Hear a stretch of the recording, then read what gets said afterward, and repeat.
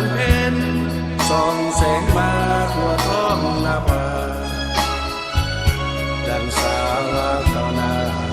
สร้างสาพัฒนาเมืองลาวเพื่อยกเจ้าทุ่งสาลาวจันดวงเดือนเมืองลาวอยู่ที่มีมุ่งคำสาลาวเฮาผ่านเข้าสู่ทุ่งเมืองยามลาวตกทุกข์เขาก็หูแบ่งทุกข์ร่วมกันยามลาวสุขสันต์ลาวฮักกันสืบสู่ศาสนาลาว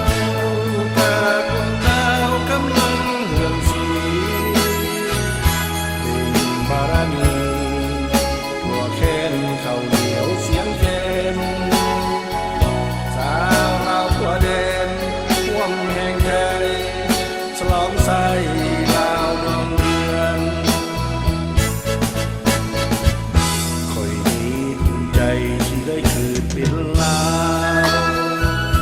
ววงตระกูลดาวของเฮาของดังลือซื่อภาษาอีกาอีกาลาประเพณีลาวตระกูลดาวศาสตร์ลาวเมืองวัฒนา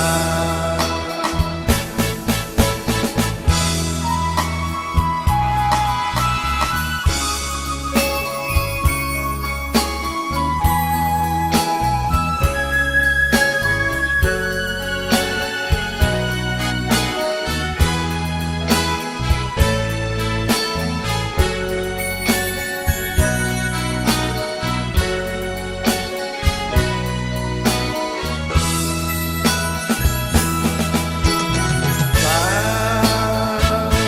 วตาคนดาวกำลังเหืองสีเป็นบารมีตัวแค้นเข้าเหนียวเสียงแค้น